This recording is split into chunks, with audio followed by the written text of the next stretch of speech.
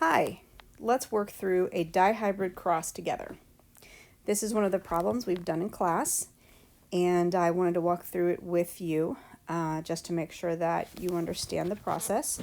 Go through the process just like I do on any further dihybrid cross questions. Okay, first step, let's take a look at our possible genotypes.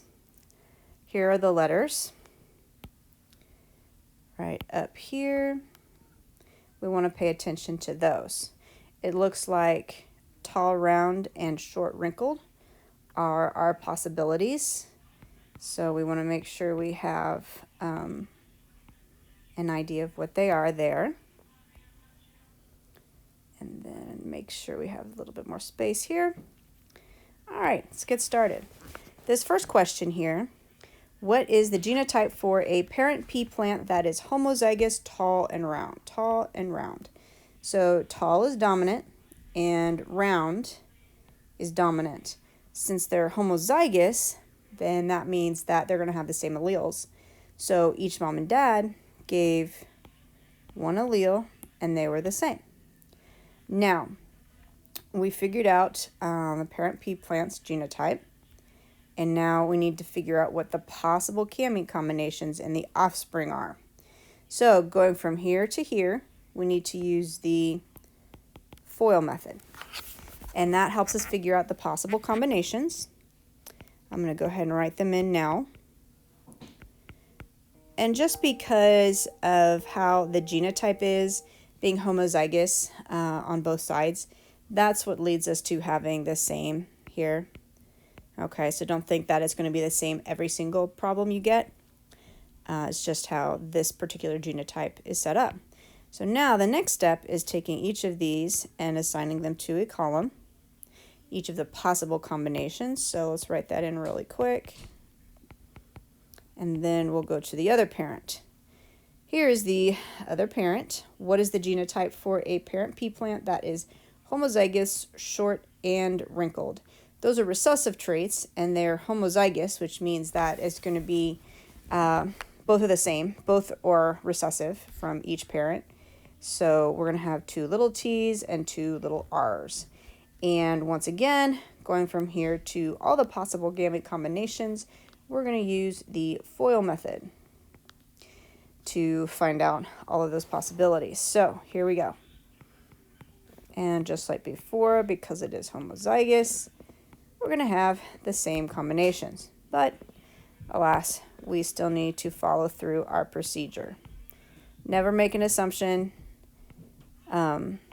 just because they're the same. Keep walking through each and every step. All right, well, see if I can write these in really quickly without being too sloppy. All right, now you remember in class that we discussed going through the rows first and then the column. So that's what I'm going to do real quick. I'm going to fill in, and because we like to put the big letters first, I'm going to go ahead and put these guys over here to the right of each box, because we know that each and every one is going to go across and each and every one is going to go down. Now, I'm going to keep continuing to fill this in. Mom, Ben's here. All right, so here we go. I'll bring them down from the top, going this way. Oh, run out of space there, my bad. No, this is the front. Okay.